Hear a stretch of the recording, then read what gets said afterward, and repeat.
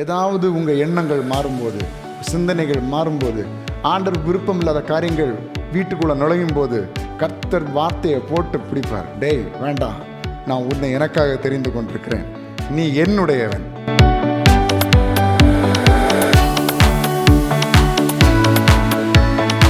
ஆண்டே பிள்ளையே, உங்கள் குடும்பத்தில் யாராவது கடின இருதயம் உள்ளவர்கள் இருந்தால் பயப்படாதீங்க. இந்த வார்த்தை ஒரு நாள் அவங்கள தொடும். இந்த வார்த்தை ஒரு நாள் அவங்கள உயிர்ப்பிக்கும்.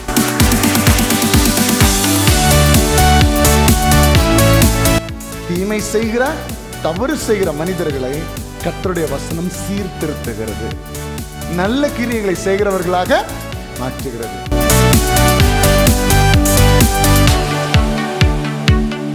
சங்கீதம் 119 அவனுடைய 130வது வசனத்தை நீங்கள் வாசிக்கலாம். சங்கீதம் 119 அதனுடைய 130.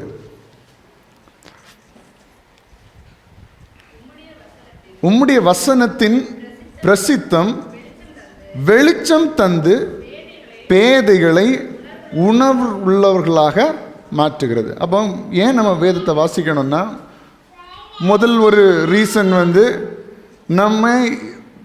நம்ம என்று சொல்ல போனால் நாமும் பேதைகளாக இருக்கிறோம். ஏன்னா வேதத்தை வாசிக்காதவர்கள் ஒரு விதத்தில் பேதைகளாக இருக்கிறார்கள். அப்படின்னா அறிவில்லாதவர்களாக நாம் இருக்கிறோம். நமக்கு உலகத்தை பற்றி நிறைய அறிவு இருக்கலாம், உலகத்தை பற்றி நமக்கு நிறைய தெரியலாம், உலக பிரகாரமாக அநேக எக்ஸ்பீரியன்ஸ் அனுபவங்கள் இருக்கலாம். ஆனால் வேதத்தின் பிரகாரம் நம்ம எப்படி தான் இருக்கிறோம்? கர்த்தருடைய வழிநடத்தல் இல்லைன்னா, கர்த்தருடைய வார்த்தையை நம்ம வாசிக்கலைன்னா நம்ம வேதம் என்ன சொல்லுகிறது? பேதைகள் என்று சொல்லுகிறது. அப்போது உம்முடைய வசனத்தின் பிரசித்தம் வெளிச்சத்தை நமக்கு கொடுத்து, வார்த்தையில் என்ன இருக்குது? அப்போ வேதத்தின் வார்த்தைகளிலே, வசனங்களிலே வெளிச்சம் இருக்கிறது. அந்த வெளிச்சம் பேதைகளை உணர்வுள்ளவர்களாக மாற்றுகிறது. அப்போ நான் சொல்லுகிறேன், எப்போ ஒரு மனுஷன் உணர்வடைகிறான் என்று சொன்னால், கர்த்தருடைய வார்த்தை ஒருவருக்குள்ளாக வரும்போது தான் அவர்கள் உணர்வடைகிறார்கள். எத்தனை பேர் ஆம் என்று சொல்ல முடியும்? நாமும் முன்னாடி உணர்வில்லாதவர்களாக தான் இருந்தோம் இல்லையா? நம்ம ரட்சிக்கப்படுவதற்கு முன்பதாக நம்முடைய காரியங்களை யோசிச்சு பாருங்க. உணர்வு என்பது இல்லை. தேவன் ஒருவர் உண்டென்றும் தம்மை தேடுகிறவர்களுக்கு பலன் அளிப்பார் என்கிற ஒரு உணர்வு நமக்கு இல்லை. உலகம் என்பது ஒரு அற்பமான வாழ்க்கை, உலகம் என்பது ஒரு முடிவுக்கு வரும், உலக வாழ்க்கை என்பது ஒரு நாள் முடிய போகுது, முடிவில்லாத ஒரு ராஜ்யத்தை ஏசப்பா நமக்காக ஆயத்தம் பண்ணி வைத்திருக்கிறார் என்கிற உணர்வுள்ள இருதயம் கர்த்தருடைய வார்த்தை நமக்கு வருவதற்கு முன்பதாக இல்லை. வேதத்தை வாசித்த பிறகு, கர்த்தருடைய வார்த்தை நமக்கு சொல்லப்பட்ட பிறகு இப்படிப்பட்ட உணர்வுள்ள இருதயம் நமக்கு வருகிறது. சரி, இரண்டாவது வெளிப்படுத்தின விசேஷம் 1ஆம் அதிகாரம் அவருடைய 3ஆம் வசனம். வேகமாக எடுத்து வாசிக்கலாம். வெளிப்படுத்தின விசேஷம் 1ஆம் அதிகாரம் அவருடைய 3ஆம் வசனம். இந்த தீர்க்க தரிசன வசனங்களை வாசிக்கிறவனும் கேட்கிறவனும் இதில் எழுதியிருக்கிறவைகளை கை கொள்ளுகிறவர்களும் பாக்கியவான்கள், காலம் காலம் சமீபமாக இருக்கிறது. அப்படின்னு அர்த்தம் என்ன? ஏசப்பா சீக்கிரம் வரப்போகிறார். எத்தனை பேருக்கு சந்தோஷம்? சும்மா சொன்ன மாதிரி இருக்கு. எத்தனை பேருக்கு சந்தோஷம்? ஏசப்பா சீக்கிரம் வரப்போறார். அப்போ வசனம் சொல்லுகிறது, இந்த தீர்க்க தரிசன வசனங்களை, இது என்ன வசனமா? இது தீர்க்க தரிசன வசனங்கள். ஆதி ஆமுகத்திலிருந்து வெளிப்படுத்தின விசேஷம் வரைக்கும் நீங்கள் பார்த்தீங்கன்னா எல்லாம் கர்த்தருடைய வார்த்தை. இதில் இன்னொரு ஸ்பெஷாலிட்டி என்னென்னா, உலக பிரகாரமாகவும் அநேக மனிதர்கள் அநேக புத்தகங்களை எழுதுகிறார்கள், நிறைய பேர் எழுதுகிறாங்க. ஆனால் சில புத்தகங்களை தவிர பெரும்பாலுமாக புத்தகங்கள் என்ன செய்யப்படுகிறது என்றால், இப்போ உள்ள கால சூழ்நிலைக்கு இது ஒத்து வராது என்கிற ஒரு நிலைக்கு தள்ளப்படுகிறதா இல்லையா? நான் எல்லா புத்தகங்களையும் சொல்கிறேன். ஆனாலும் அநேக புத்தகங்கள், பெரும்பாலுமாக அநேக புத்தகங்கள் நூற்றாண்டுகளுக்கு முன்பதாக, நிறைய 100-200 வருடங்களுக்கு முன்பதாக எழுதப்பட்ட புத்தகங்கள் இருக்கிறது, 50 வருடங்களுக்கு முன்பதாக எழுதப்பட்ட இப்படிப்பட்ட நிறைய புத்தகங்கள் இருக்கிறது. ஆனால் சில புத்தகங்களை அவர்கள் சொல்லுகிறார்கள், இது அப்போ உள்ள காலகட்டத்தில் அவர் எழுதினது, இப்போ அது நமக்கு செட் ஆகாது, சூட் ஆகாது, இப்போ அது செல்லாது, அந்த வார்த்தைகளை நம்ம எடுத்துக்க முடியாது அப்படின்ட்டு. ஆனால் வேதாகமத்தை பொறுத்த மட்டும் எத்தனையோ 1000 வருடங்களுக்கு முன்பதாக வெவ்வேறு காலகட்டங்களிலே வெவ்வேறு தேவ மனிதர்களை கொண்டு எழுதப்பட்டது. ஆனால் இந்த 2024ஆம் ஆண்டிலும் இந்த வார்த்தை நம்மோடு கூட பேசுகிறது. இந்த வார்த்தை நம்மை தேற்றுகிறது. இந்த வார்த்தை நம்மை அரவணைக்கிறது. கர்த்தரை குறித்த வெளிப்பாடுகளை தருகிறது. எதிர்காலத்தை குறித்த வெளிப்பாடுகளை தருகிறது. நம்முடைய வாழ்க்கை இப்போ நம்ம வாழ்ந்துட்டு இருக்கிற இந்த மாடர்ன் ஏஜில் கூட, கம்ப்யூட்டர் காலத்தில் கூட நமக்கு இது உதவுகிறது. இது அப்படியே நம்ம வாழ்க்கையில் பேசுகிறது. அப்படின்னா இதுக்கு ஒரு டைம் லிமிட் இல்லை. ஏன்னா இது சாதாரண மனுஷனுடைய வார்த்தைகள் அல்ல, கர்த்தருடைய வார்த்தை. மனுஷனுடைய வார்த்தை இருந்திருந்தா இதுக்கு முன்னாடியே இது செல்லாமல் போயிருக்கும். ஆனால் இன்றைக்கு வரைக்கும் இது நம்மோடு கூட பேசுகிறது என்று சொன்னால் இது கர்த்தரால் எழுதப்பட்டது, கர்த்தரால் நமக்கு கொடுக்கப்பட்ட வார்த்தைகள். அதனால தான் இந்த வசனங்களை வேதம் தீர்க்க தரிசன வசனங்கள் என்று குறிப்பிடுகிறது. அப்போ இந்த தீர்க்க தரிசன வசனங்களை வாசிக்கிறவனும், எல்லாரும் சொல்லுங்க, வாசிக்கிறவனும் கேட்கிறவனும் இதில் எழுதியிருக்கிறவைகளை கை கொள்ளுகிறவர்களும் பாக்கியவான்கள். காலம். அப்போ இன்னைக்கு எத்தனை பேர் ஒரு முடிவு எடுக்க போறீங்க? இன்னிலிருந்து நான் தினமும் வேதாந்தத்தை வாசிக்க போகிறேன், அதன்படி கேட்க போகிறேன், அதன்படி நான் செய்ய போகிறேன். எத்தனை பேர் சொல்ல முடியும்? ஏனென்றால் காலம் சமீபமாக இருக்கிறது. இதை வாசிக்க வாசிக்க கர்த்தர் உங்களோடு கூட பேசுவார், கர்த்தர் உங்களோடு கூட இடைப்படுவார். நம்ம பிரசங்கங்களை கேட்கிறோம், ஓகே, ஆனாலும் நாம் தனியாக இந்த வேதாகமத்தை வாசிக்க வேண்டும். ஒருவேளை எத்தனையோ ஊழியக்காரர்களுக்கு சொல்லாத காரியத்தை தேவன் உங்களுக்கு சொல்லுவார். எத்தனையோ பெரிய பெரிய வேத பண்டிதர்களுக்கு தெரியாத ரகசியங்களை இந்த வேதாகமத்தின் மூலமாக ஏதோ ஒரு இடத்துல, ஏதோ ஒரு வீட்டில் இருக்கிற உங்களுக்கு கர்த்தர் வெளிப்படுத்துவார். அதை நம்ம மிஸ் பண்ணக்கூடாதுல்ல. அதனால் என்ன செய்யணும்? வேதாகமத்தை வாசிக்கணும். சின்ன பிள்ளைகள்லேருந்து பெரியவர் வரைக்கும் எல்லாரும் வேதாகமத்தை என்ன செய்யணும்? வாசிக்க வேண்டும். ஹல்லேலூயா. 1 தீமோத்தேயு 4ஆம் அதிகாரம் 8ஆம் வசனத்திலிருந்து 13ஆம் வசனம் வரைக்கும் நான் வாசிக்கும் பொழுது, 1 தீமோத்தேயு 4ஆம் அதிகாரம் 8லிருந்து 13, சரீர முயற்சி அற்ப பிரயோஜனம் உள்ளது, தேவ பக்தியானது இந்த ஜீவனுக்கும் இதற்கு பின்வரும் ஜீவனுக்கும் வாக்குத்தத்தம் உள்ளதாகையால் எல்லாவற்றிலும் பிரயோஜனம் உள்ளது. இந்த வார்த்தை உண்மையும் எல்லா அங்கீகரிப்புக்கும் பாத்திரமுமா இருக்கிறது. இது நிமித்தம் பிரயாசப்படுகிறோம், நிந்தையம் அடைகிறோம். ஏனெனில் எல்லா மனுஷருக்கும் விசேஷமாக விசுவாசிகளுக்கும் இரட்சகராகிய ஜீவனுள்ள தேவன் மேல் நம்பிக்கை வைக்கிறோம். இவைகளை நீ கட்டளையிட்டு போதித்து கொண்டிரு. உன் இளமையை குறித்து ஒருவனும் உன்னை அசட்டை பண்ணாதபடிக்கு நீ வார்த்தையிலும் நடக்கையிலும் அன்பிலும் ஆவியிலும் விசுவாசத்திலும் கற்பிலும் விசுவாசிகளுக்கு மாதிரியாயிரு. நான் வருமளவும் வாசிக்கிறதிலும், எல்லாம் சத்தமா சொல்லுங்க, நான் வருமளவும் வாசிக்கிறதிலும் புத்தி சொல்லுகிறதிலும் உபதேசிக்கிறதிலும். பவுல் தீமோத்தேயுக்கு இந்த நிருபத்தில் எழுதும்போது சொல்லுகிறாரு, உன் இளமையை குறித்து ஒருவனும் உன்னை. அப்போ நீங்கள் இளமையாக இருக்கும்போது உங்களை அசட்டை பண்ணுகிறார்கள். அப்படி அசட்டை என்ன? இவன் சரியில்லை, இவனை நம்பி ஒரு காரியத்தையும் ஒப்படைக்க முடியாது அப்படின்னு சொல்கிறாங்கன்னா நம்மிடத்தில் என்ன இல்லை? வார்த்தையிலும் நடக்கையிலும் அன்பிலும் ஆவியிலும் விசுவாசத்திலும் கற்பிலும் விசுவாசிகளுக்கு மாதிரியா இல்லை.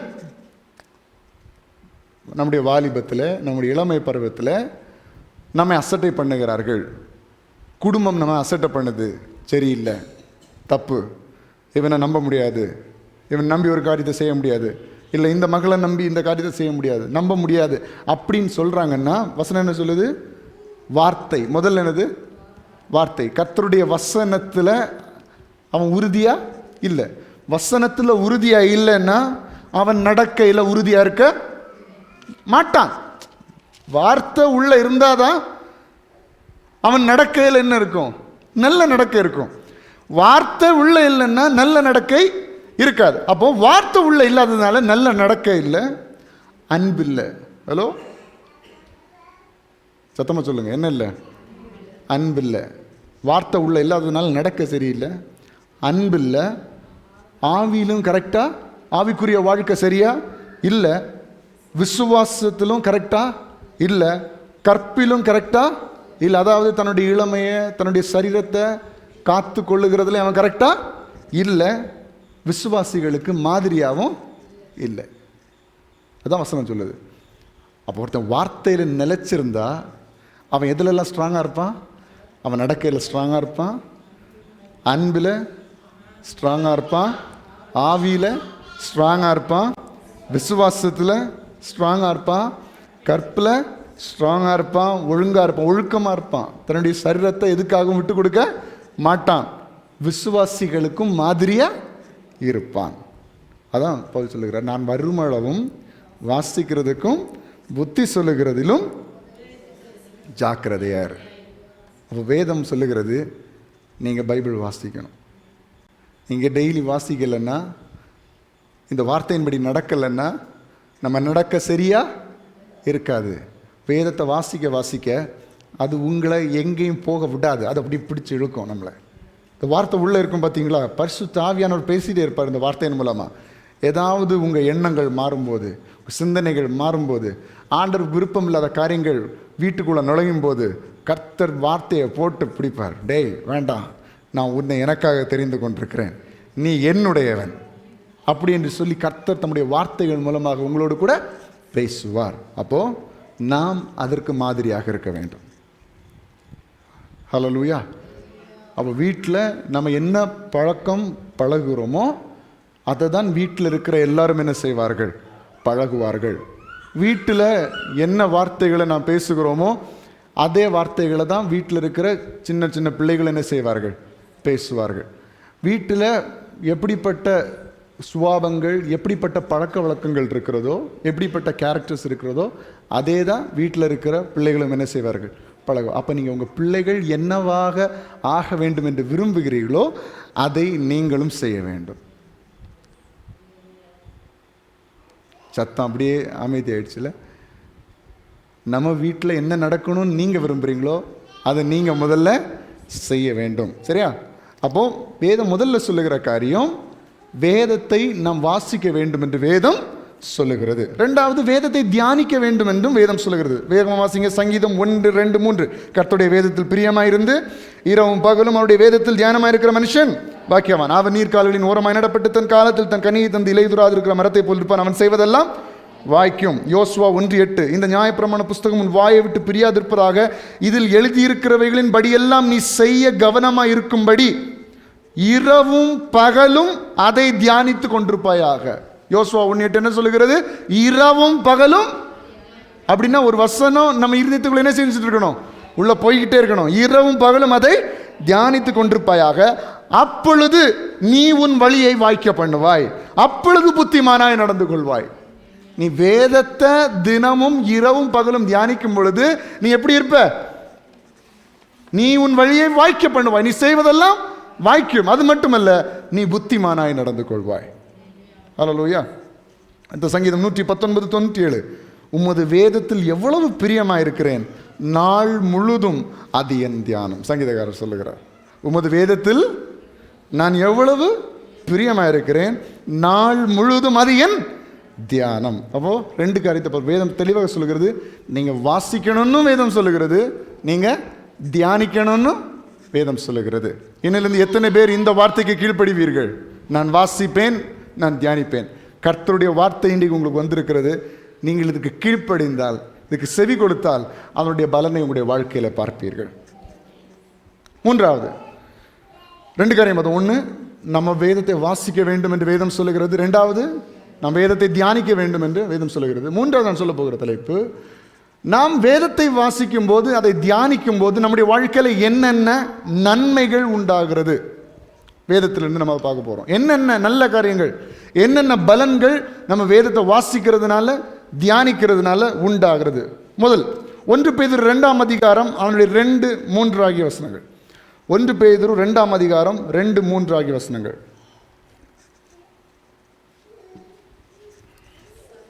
சகல துர்க்குணத்தையும் சகலவித கபடத்தையும் வஞ்சகங்களையும் பொறாமைகளையும் சகலவித புறங்கூறுதலையும் ஒழித்துவிட்டு நீங்கள் வளரும்படி புதிதாய் பிறந்த குழந்தைகளைப் போல திருவசனமாகிய களங்கமில்லாத ஞானப்பாலின் மேல். அப்போ நீங்கள் உங்களுடைய தீய குணங்களை விட்டு, எல்லா மனுஷனுக்கு நேச்சர்லையும் ஒரு தீய குணம் இருக்கதான் செய்யும். தீய குணம் இல்லாத, என்கிட்ட தீய குணம் ஒன்று இல்லவே இல்லைன்னு சொல்றவங்க மட்டும் நல்ல கரங்களை வைத்து சந்தோஷமா ஒரு ஹல்லேலூயா சொல்லுங்க பார்க்கலாம். ஹல்லேலூயா. பார்த்தீங்களா, அந்த சின்ன பையன் கூட அமைதியாயிட்டான் இப்போ. அப்படின்னா எல்லா மனுஷனுடைய வாழ்க்கையில் என்ன இருக்கிறது? தீய குணங்கள் இருக்கிறது. அது தலை எடுக்கும், அது கிரியைகளை செய்யும். மனுஷருடைய வாழ்க்கையில், வாலிபருடைய வாழ்க்கையில் இந்த தீய குணங்கள் இருக்கும், இல்ல நாளே கிடையாது. ஆனா இந்த தீய குணத்தை நம்ம ஜெயிக்கணும். தீய குணத்தை ஜெயிக்கணும். எப்படி ஜெயிப்பீங்க? இந்த திருவசனமாகிய ஞானப்பாலின் மேல் வாஞ்சையா இருக்கணும். அப்ப இந்த வசனங்களை நீங்க வாசிக்க, நீங்க தியானிக்கும் பொழுது சகல துர்க்குணம், சகலவித கபடு, வஞ்சகம், பொறாமை, புறங்கூறுதல், ஒருத்தர்கிட்ட இன்னொருத்தர்கிட்ட இன்னொரு விதமா போய் பேசுறது, டாபிக்கே அடுத்த ஆளை பற்றி தான் பேசுறது. நிறைய பேர் நம்ம நினச்சிட்டு இருந்தோம், ஊர்களில் இருக்கிற வயதானவர்கள் வேறு நேர போக்கே இல்லாமல் இப்படி ஏதாவது பேசிகிட்டு இருப்பாங்க. ஆனால் இப்போ அவங்கெல்லாம் திருந்திட்டாங்க. இப்போ எல்லாம் பேசுகிறது யார்? யங்ஸ்டர்ஸ் தான் நினச்சிருது. உள்ளதில் எல்லாத்தையும் வயசான ஆட்களை விட மோசமாக ஏதாவது போய் அங்கே எங்கே அப்படி இப்படின்னு தான் அடுத்தவங்களை பற்றி தான் பேசிகிட்டே இருக்கிறது. வசனம் சொல்லுகிறது, சகல துர்க்குணத்தையும் சகலவித கபடத்தையும். நான் சொல்லலை, என்ன முறைக்காதீங்க, வசனத்தை பாருங்க, பைபிளை பாருங்க எல்லாரும். சகலவித துர்க்குணத்தையும் சகலவித கபடத்தையும் வஞ்சகங்களையும் பொறாமைகளையும் சகலவித புறங்கூறுதலையும் ஒழித்துவிட்டு நீங்கள் வளரும்படி புதிதாய் பிறந்த குழந்தைகளைப் போல திருவசனமாகிய களங்கமில்லாத ஞானப்பாலின் மேல் வாஞ்சியாயிருங்கள். சரியா? அப்போ முதல் காரியம் என்ன? நீங்க வசனத்தை வாசிக்கும் போது கிடைக்கிற நன்மை என்ன? உங்களுடைய தீய குணங்கள் நல்ல குணங்களாய் மாறுகிறது. சரியா? முதல் காரியம் இதுதான். உங்களுடைய தீய குணங்கள் வசனத்தை வாசிக்கும் பொழுது, வசனத்திற்கு கீழ்ப்படியும் பொழுது, நீங்க தியானிக்கும் பொழுது உங்க தீய குணங்கள் நல்ல குணங்களாய் மாறுகிறது. இரண்டாவது, சங்கீதம் 119 அதனுடைய 105வது வசனம். சங்கீதம் 119 அதனுடைய 105வது வசனம். உம்முடைய வசனம் என் கால்களுக்கு தீபமும் என் பாதைக்கு. இப்ப பாருங்க, ரெண்டாவது காரியம் என்னன்னா, உங்களையும் என்னையும் கர்த்தருடைய வசனம் வழி நடத்துகிறது. என்ன சொல்லுங்க? வழி நடத்துகிறது.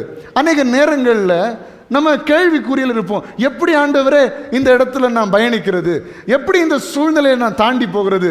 என் சரீரத்தில் பலவீனங்கள் இருக்கிறது, என் சரீரத்தில் கொஞ்சம் கஷ்டங்கள் இருக்கிறது, நான் நினைக்கிற பிரகாரம் என் வாழ்க்கையில் வாழ முடியலையே, நான் இப்படிப்பட்ட காரியங்கள்லாம் எனக்கு வாய்க்கும், இப்படி மேலே வந்துடலாம் நினைக்கிறேன், ஆனால் என்னால் வர முடியலையே, என்ன செய்வதென்று வழி தெரியாத நிற்கிற ஒரு சூழ்நிலை வரும்போது ஆண்டவர் சொல்லுகிறார், நீ வசனத்தை வாசிக்கும் போது, வசனத்தை தியானித்து கொண்டிருக்கிற ஒரு மகளாக இருக்கும் பொழுது இந்த வசனம் உன்னுடைய கால்களுக்கு தீபமும் உன் பாதைக்கு வெளிச்சமா இருக்கிறது. அப்ப ரெண்டாவது காரியம் என்ன? இந்த வசனம் உங்களை வழி நடத்துகிறது. முதல்ல என்ன சொன்னேன்?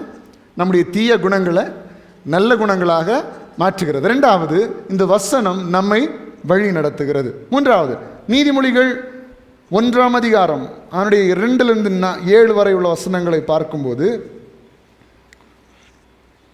இவைகளால் ஞானத்தையும் போதகத்தையும் அறிந்து புத்திமதிகளை உணர்ந்து விவேகம், நீதி, நியாயம், நிதானம் என்பவைகளை பற்றிய உபதேசத்தை அடையலாம். இவைகள் பேதைகளுக்கு வினாவையும் வாலிபருக்கு அறிவையும் விவேகத்தையும் கொடுக்கும். கர்த்தருடைய வார்த்தைக்கு நீ கீழ்ப்படியும் பொழுது, கர்த்தருடைய வசனத்தை நீ வாசிக்கும் பொழுது, அதுக்கு கீழ்ப்படியும் போது வாலிபருக்கு அறிவையும் விவேகத்தையும் கொடுக்கும். புத்திமான் இவைகளை கேட்டு அறிவில் தேர்வான்.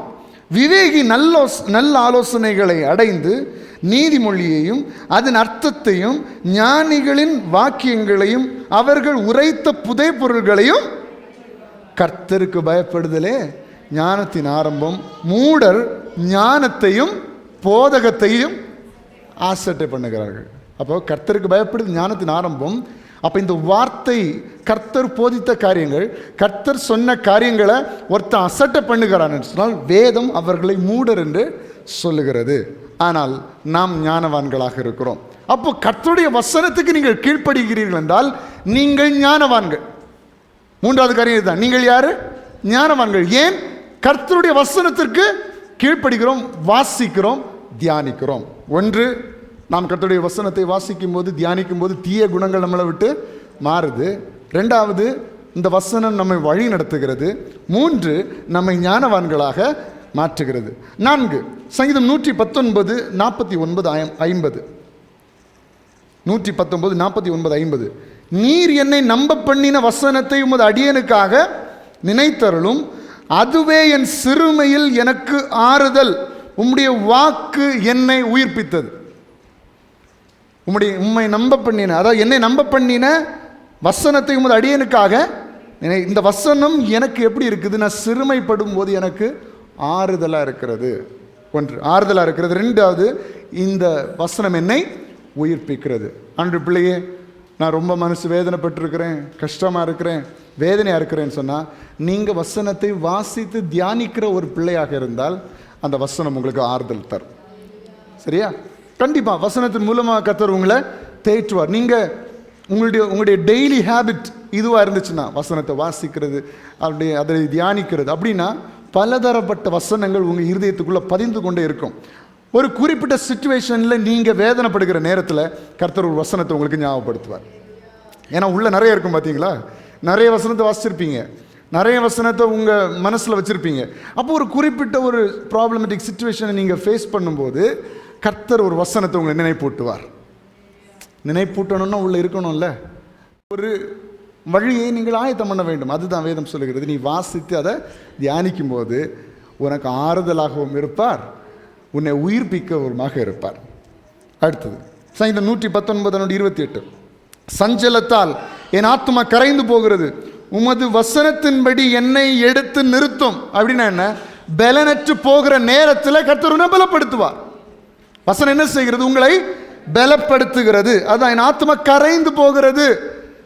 மேக்சிமம் சரீர பிரகாரமான ஒரு பலவீனத்தை விட உள்ளான மனுஷனில் படுகிற பலவீனம் தான் ரொம்ப கஷ்டம், நம்மளால் தாங்கிக்கவே முடியாது. அதில் கூட கர்த்தர் நம்மை பலப்படுத்துகிறவராக இருக்கிறார், எடுத்து நிறுத்துகிறார். ஆண்டவரே நிற்க முடியல, இந்த சூழ்நிலை என்னால் தாங்க முடியாது, எப்படி ஃபேஸ் பண்ண போறேன்னு தெரியல. அப்படிப்பட்ட சூழ்நிலை கர்த்தருடைய வசனம் நம்மை நிறுத்துகிறது. உங்களையும் நிறுத்தும் அவனுடைய பிள்ளையை. ஒருவேளை இன்றைக்கு நீங்கள் இதை கேட்டுக்கொண்டிருக்கிற நீங்கள் ஏதோ சூழ்நிலையில் ஐயோ நிற்க முடியல, என்னால் எப்படி ஃபேஸ் பண்ண போகிறேன், எப்படி தாண்ட போகிறேன், கர்த்தருடைய வார்த்தை சொல்லுகிறது, அவரை விசுவாசிக்கிறவர்களுக்கு, அவருடைய வார்த்தையை தியானிக்கிறவர்களுக்கு ஒரு பலனை கர்த்தர் தருவார். ஹல்லேலூயா. அப்போ 6வது காரியம், 5வது காரியம் என்ன? நமக்கு பலனை தருவார். ரோமர் 15:4. வேகமாக ரோமர் 15:4. தேவ வசனத்தினால் உண்டாகும் பொறுமையினாலும் ஆறுதலினாலும் நாம் நம்பிக்கை உள்ளவர்களாகும்படிக்கு முன்பு எழுதியிருக்கிறவைகள் எல்லாம் நமக்கு போதனையாக. அப்போ வேத வசனம் நமக்கு நம்பிக்கையை தருகிறது. இன்னைக்கு நிறைய பேருடைய வாழ்க்கையில் ஹோப்லெஸ்னஸ், அதாவது நம்பிக்கையற்ற தன்மை அநேகருடைய வாழ்க்கையில் இருக்கிறது. எதுக்காக வாழுகிறோன்னு தெரியாது. இதெல்லாம் ரொம்ப பெரிய டாபிக். நம்ம நிறைய பேர் அதை பற்றி யோசிக்கவே மாட்டோம். ஏதோ டெய்லி உள்ள காரியங்களை வாழ்ந்துட்டு போயிட்டே இருப்போம். ஆனால் நிறைய பேருக்கு இப்படிப்பட்ட சந்தேகங்கள் இருக்குது. எதுக்கு வாழ்ந்தோம், எங்கேருந்து வந்தோம், எங்கே போக போகிறோம், ஒன்றுமே தெரியாது. அப்போது என்னத்தையாவது செய்வோம், என்னத்தையாவது பண்ணுவோம், பண்ணிவிட்டு இந்த உலக வாழ்க்கை இந்த ஒரு மரிப்பதோட எல்லாம் முடிஞ்சு போச்சு. அது வரைக்கும் எவ்வளோ என்ஜாய் பண்ண முடியுமோ பண்ணிடுவோம், எவ்வளோ சந்தோஷமாக இருக்க முடியுமோ இருந்துருவோம் என்கிற ஒரு ராங் மென்டாலிட்டி, தவறான ஒரு மனப்பக்குவத்துக்குள்ளாக அநேகம் பேர் இருக்கிறார்கள். அது எதனால் அந்த மனப்பக்குவம் வருதுன்னா, நம்பிக்கை இல்லாததுனால, ஹோப் இல்லாததுனால, வாழ்க்கையை குறித்து ஒரு தெளிவு இல்லாததுனால தான் இப்படிப்பட்ட முடிவுகளை மனிதர்கள் எடுக்கிறார்கள். ஏன் தெரியுமா மனிதர்கள் போதைக்கு அடிமையாகிறார்கள்? சொல்லுங்க. ஏன்னா வாழ்க்கையை குறித்து ஒரு நம்பிக்கை இல்லை. ஏன் தவறான வழிகளில் சந்தோஷத்தை தேடுகிறார்கள்? வாழ்க்கை குறித்த ஒரு நம்பிக்கையில் தெளிவில்லை. ஏன் எவனையாவது அடிச்சாவது நான் பெரிய ஆளாயிரணும், எவனையாவது கீழே தள்ளியாவது நான் பெரிய ஆளாயிரணும் அப்படின்னு நினைக்கிறாங்க. உலகத்தை பற்றி, வாழ்க்கையை பற்றி ஒரு நம்பிக்கை இல்லை. இதில் இப்படி ஒருத்தனை அடித்து மேலே வர்றது தான் பெருசு, இன்னொருத்தனை நாசம் பண்ணி தான் நான் பணக்காரன் ஆகணும், அப்படி ஆகி எங்கே போகிறதுக்குங்கிற ஒரு மனப்பக்குவம் அவங்களுக்கு கிடையாது. என்னென்னா நம்பிக்கை இல்லை. பேசிக்காக பார்த்தீங்கன்னா நம்பிக்கை இல்லை.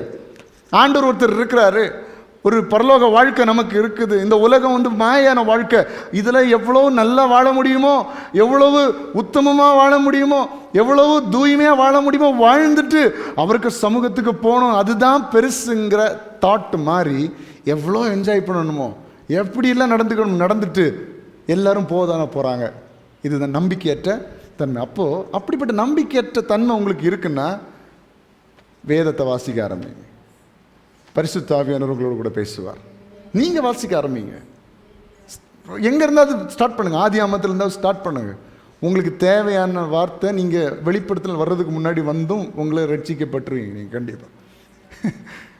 இந்த ஹோப்லெஸ்னஸ், அந்த நம்பிக்கையற்ற தன்மையெல்லாம் ஆண்டவர் நினச்சா எப்படி வேணாலும் என்ன செய்வார், தொடுவார். நம்பிக்கையற்ற தன்மை, ஐயோ எனக்கு ஒரு நம்பிக்கை இல்லை, எனக்கு ஒன்றுமே முடியல சொல்லாதீங்க. பைபிள் இருக்கா வீட்டில்? வாசிங்க. வாசிக்க வாசிக்க கர்த்தர் நம்பிக்கையை தருகிறார். அதான் ரோமர் 15:14 சொல்லுகிறது, தேவ வசனத்தினால் உண்டாகும் பொறுமையினாலும் ஆறுதலினாலும் நாம் நம்பிக்கை உள்ளவர்களாகும்படிக்கு முன்பு எழுதியிருக்கிறவைகள் எல்லாம் நமக்கு போதனையாக எழுதியிருக்கிறது. அடுத்தது எபிரேயர் 4:12. இப்போ பார்த்தோம், நமக்கு நம்பிக்கை இல்லாத மனிதர்களுக்கு நம்பிக்கை தருகிறது. இப்போ அடுத்து என்ன போகிறோம்னா, கடினமான இருதயத்தை கூட தொடக்கூடிய வல்லமை இந்த வார்த்தைக்கு இருக்கிறது. அதுதான் பார்க்க போகிறோம்.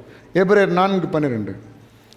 தேவனுடைய வார்த்தையானது ஜீவனும், எல்லாம் சேர்ந்து வாசிங்க, தேவனுடைய வார்த்தையானது ஜீவனும் வல்லமையும் உள்ளதாயும் இருபுறமும் கருக்குள்ள எந்த பட்டயத்திலும் கருக்கானதாயும் ஆத்துமாவையும் ஆவியையும் கணுக்களையும் ஊனையும் பிரிக்கத்தக்கதாக உருவ குத்துகிறதாயும் இருதயத்தின் நினைவுகளையும் யோசனைகளையும் வகை அறுக்கிறதாயும் இருக்கிறது. இதுக்கு மேலே ஒன்றுமே கிடையாது. ஒரு ஃபிசிக்கல் ஒரு இதை தாண்டி, ஒரு சரீர பிரகாரமான இதை தாண்டி ஆத்மாவையும் ஆவியையும் சரீர பிரகாரமாக கணுக்களையும் ஊனையும் பிரிக்கத்தக்கதாக உருவ குத்துகிறதாயும் இருதயத்தின், இப்போ இருதயத்தின் நினைவுகளை பார்க்க முடியுமா? எந்த டாக்டராலையாவது பார்க்க முடியுமா? கண்டுபிடிக்கிறாங்க, முயற்சி பண்ணுறாங்க, ஆனால் எதுவும் கரெக்டாக வந்தது மாதிரி ஒன்றும் தெரியல. இருதயத்தின் நினைவுகளை ஆப்ரேஷன் பண்ணி கூட என்ன செய்ய முடியாது, எங்கே இருக்குன்னே தெரியாது. ஆண்டவர் எப்படிப்பட்ட ஆண்டவர் பாருங்க. ஒரு வேளை நம்ம நினைக்கிற நினைவுகள் எல்லாம் டாக்டர்ஸ் பார்த்துடலான்னு மட்டும் ஒரு ஆப்ஷன் இருந்துச்சுன்னு வைங்க, நீங்கள் யாராவது ஹாஸ்பிட்டல் போவீங்களா? யாராவது போவீங்களா? ஐயோ இவர், நான் ஆஸ்பத்திரி போனால் நான் எனக்கு நினைவுகள் எல்லாம் என் மனைவிட்டு என்ன செய்திருவாங்க, சொல்லி கொடுத்துருவாங்க. இல்லை எனக்கு நினைவுகள் எல்லாம் என் புருஷன்ட்ட சொல்லி கொடுத்துருவாங்க. என் பிள்ளைகளுக்கு நான் நினைக்கிறதெல்லாம் தெரிஞ்சு போயிடும். இன்னும் பிள்ளைகளுக்கு அதை விட ஹார்ட் அட்டாக் இருக்கும். ஐயோ நம்ம பண்ணுறதெல்லாம் எங்கள் அப்பா அம்மாவுக்கு தெரிஞ்சிடும். அப்போ நினைவுகள் யாருக்குமே தெரியாது. என்ன எல்லோரும் முழிக்கிறீங்க? கரெக்டு தானே? நம்ம யோசிக்கிறது யாருக்குமே தெரியாது. நம்ம ஆப்ரேஷன் பண்ணி பார்த்தா கூட, மூளையை பிளந்து பார்த்தா கூட உள்ள ஒன்றும் தெரியாது. இருதயத்தில் கூட அதெல்லாம் ஒன்றும் தெரியாது. நம்ம நினைக்கிற மாதிரி ஒன்றும் கிடையாது. அங்கே எல்லாம் ஏதோ இன்ஜின் மாதிரி இங்கே உள்ளுக்குள்ளே என்னெல்லாமோ ஆண்டவர் வச்சு விட்ருக்காரு. ஆனால் கண்ணுக்கு தெரியாத நினைவுகள்லாம் இந்த சரீரத்துக்குள்ளே இருக்குது. கண்ணுக்கு தெரியாத யோசனைகள்லாம் இந்த சரீரத்துக்குள்ளே இருக்குது. கண்ணுக்கு தெரியாத ஆத்துமா இந்த சரீரத்துக்குள்ளே இருக்கு. கண்ணுக்கு தெரியாத ஆவியை கர்த்தர் இந்த சரீரத்துக்குள்ளே தந்திருக்கிறார். இதெல்லாம் பாருங்கள், இதெல்லாம் ஒரு கத்தி எடுத்து குத்துனா கூட அதை தொட முடியாது. ஆனால் கர்த்தருடைய வார்த்தை தொடுகிறது. யோசிச்சு பாருங்க. அதுதான் கர்த்தருடைய வார்த்தையின் வல்லமை. போக முடியாத இடத்துக்கு கர்த்தருடைய வார்த்தை போகும். யாரும் பிரவேசிக்க முடியாத இடத்திற்கு கர்த்தருடைய வார்த்தை பிரவேசிக்கும். எந்த மனுஷனையும் மாற்றக்கூடிய வல்லமை, எந்த கடின இருதயத்தையும் உடைக்கக்கூடிய வல்லமை இந்த கர்த்தருடைய வார்த்தைக்கு இருக்கிறது. ஆண்டவருடைய பிள்ளையே, உங்கள் குடும்பத்தில் யாராவது கடின இருதயம் உள்ளவர்கள் இருந்தால் பயப்படாதீங்க. இந்த வார்த்தை ஒரு நாள் அவங்கள தொடும். இந்த வார்த்தை ஒரு நாள் அவங்கள உயிர்ப்பிக்கும். எப்பேற்பட்ட கடின இருதயம், எப்பேற்பட்ட ஒரு காட்டு மிராண்டித்தனமான ஒரு மனுஷனாக இருந்தாலும் சரி, இந்த கர்த்தருடைய வார்த்தைக்கு முன்பதாக எந்த மனுஷனும் அடிபணிந்தாக வேண்டும். பவுல் சவுலாக இருக்கும்போது அவனை போல ஒரு காட்டுத்தனமான மனுஷனை இந்த உலகத்தில் நம்ம பார்க்க முடியுமா? தன்னுடைய மதத்துக்காக மத வெறியில எவரையும் கொல்லுவதற்கு துணிந்தவன் சவுல். யாரை வேணாலும் அடிக்கலாம், யாரை வேணாலும் கொடுமைப்படுத்தலாம், வெட்டி போட்டுலாங்கிற அளவுக்கு கடினமான சவுல். ஒரே ஒரு வார்த்தை, நீ நிந்திக்கிற இயேசு நான் தான், போச்சு. கடினமான இருதயம் எல்லாம் போச்சு, உடஞ்சிருச்சு. அழ ஆரம்பிக்கிற, ஐயோ யார் நீங்க, யாரு? அடுத்த நாளே ஊழியக்காரன். அடுத்த நாளே ஊழியக்காரன். நீங்கள் கடினம்னு யாரெல்லாம் சொல்லிட்டு இருக்கிறீங்களோ, நீங்கள் பாருங்கள், உங்கள் கண்ணு முன்னாடியே கர்த்தர் அவங்கள ஊழியக்காரர்களாக மாற்றுவார். கர்த்தருடைய வார்த்தையை சொல்லுகிறவர்களா இந்த சிலர் சொல்லுவாங்க, இந்த பயலுக்கு நான் சொல்றது ஒன்றுமே புரியலையே, இந்த பொண்ணுக்கு நான் சொல்றது ஒன்றுமே புரியலையே. ஒரு நாள் பாருங்க, கர்த்தர் அந்த கடின இருதயத்தை எல்லாம் உடைச்சு கர்த்தருடைய அன்பை வெளிப்படுத்துகிற, கர்த்தருடைய வல்லமையை மற்றவர்களுக்கு காண்பிக்கிற பிள்ளைகளாக, வாலிபர்களாக, பெரியவர்களாக கர்த்தர் மாற்றுவார். இது கர்த்தர் செய்கிற காரியம். எப்பேற்பட்ட இருதயத்தையும் கடின இருதயத்தையும் இந்த வார்த்தை மாற்றும். அப்படிப்பட்ட வல்லமை அதான் எபிரேயர் 4:12, தேவனுடைய வார்த்தையானது ஜீவனும் வல்லமையும் உள்ளதாயும் இருபுறமும் கருக்குள்ள எந்த பட்டயத்திலும் கருக்கானதாயும் ஆத்மாவையும் ஆவியும் கணுக்களையும் ஊனையும் பிரிக்கத்தக்கதாக உருவ குத்துகிறதாயும் இருதயத்தின் நினைவுகளையும் யோசனைகளையும் வகை அறுக்கிறதாயும் இருக்கிறது. ஹல்லேலூயா. 2 தீமோத்தேயு 3:16-17 ஆகிய வசனங்களை பார்க்கும்போது, கர்த்தருடைய வசனம், கர்த்தருடைய வார்த்தை நற்கிரியைகளை செய்கிறவர்களாய் மாற்றுகிறது. எல்லாம் சொல்லுங்க, நல்ல கிரியைகளை செய்கிறவர்களாக மாற்றுகிறது. வேத வாக்கியங்கள் எல்லாம் தேவ ஆவியினால் அருளப்பட்டிருக்கிறது. தேவனுடைய மனுஷன் தேறினவனாகவும் எந்த நற்கிரியையும் செய்ய தகுதியுள்ளவனாகவும் இருக்கும்படியாக அவைகள் உபதேசத்துக்கும் கடிந்து கொள்ளுதலுக்கும் சீர்திருத்தலுக்கும் நீதியை படிப்பித்தலுக்கும் பிரயோஜனம் உள்ளவைகளுமாயிருக்கிறது. ஹல்லேலூயா. அப்போ தீமை செய்கிற, தவறு செய்கிற மனிதர்களை கர்த்தருடைய வசனம் சீர்திருத்துகிறது, நல்ல கிரியைகளை செய்கிறவர்களாக மாற்றுகிறது. அப்போ அதுக்கு நம்ம என்ன செய்யணும்? வாசிங்க, டெய்லி வாசிங்க. நாளுக்கு நாள் மாற்றம் உண்டாயிட்டே இருக்கும். கொஞ்ச நேரம் ஒரு 5 நிமிஷம் ப்ரேயர் பண்ணிட்டு, ஏசப்பா நான் இந்த வேதாகமத்தை வாசிக்க போகிறேன், இந்த வசனங்களை நான் வாசிக்க போகிறேன், தியானிக்க போகிறேன், என்னோடு கூட நீங்கள் பேசுங்கப்பான்னு சொல்லிட்டு வாசிச்சு பாருங்கள். ஒவ்வொரு நாளும் கர்த்தர் பேசுவார். ஒவ்வொரு நாளும் கர்த்தர் புதிய புதிய வசனங்களை, புதிய புதிய அர்த்தங்களை கர்த்தர் உங்களுக்கு கொடுப்பார். என்றால் இது ஜீவன் உள்ளதாக இருக்கிறது. ஹல்லேலூயா. அப்போது மொத்தம் 3 பெரிய தலைப்புகளை பார்த்தோம். 1, வேதம் நம்ம வாசிக்க வேண்டும் என்று வேதம் சொல்லுகிறது. 2வது, தியானிக்க வேண்டும் என்று வேதம் சொல்லுகிறது. 3வது, என்னென்ன நன்மைகள் என்று சொன்னால், 1 நம்முடைய தீய குணங்களை மாற்றுகிறது, 2வது நம்மை வழி நடத்துகிறது, 3வது நமக்கு ஞானத்தை தருகிறது, 4வது நமக்கு ஆறுதல் தருகிறது, 5 நமக்கு பலன் தருகிறது, 6 நமக்கு நம்பிக்கை தருகிறது, 7 கடினமான இருதயத்தை அது மாற்றுகிறது, 8 நற்கிரியைகளை செய்கிறவர்களாக நம்மை மாற்றுகிறது. ஹல்லேலூயா. அப்போ இன்றைக்கானுடைய பிள்ளையே, இந்த அவ்வளோ குணாதிசயங்கள் ஒரு மனுஷனுடைய வாழ்க்கையில் இருந்தாலே ஒரு நல்ல வாழ்க்கையை வாழ்ந்துட முடியும். அங்கே பிசாசு உள்ள நுழையவே முடியாது, பாவம் உள்ள நுழைய முடியாது, தீமைகள் உள்ள நுழைய முடியாது. நம்ம வேதம் வாசிக்கலைன்னா தான் நிறைய பிரச்சனை வருது. மத்தேயு 4:4 சொல்லப்படுகிறது. மத்தேயு 4:4 வாசிங்க வேகமா.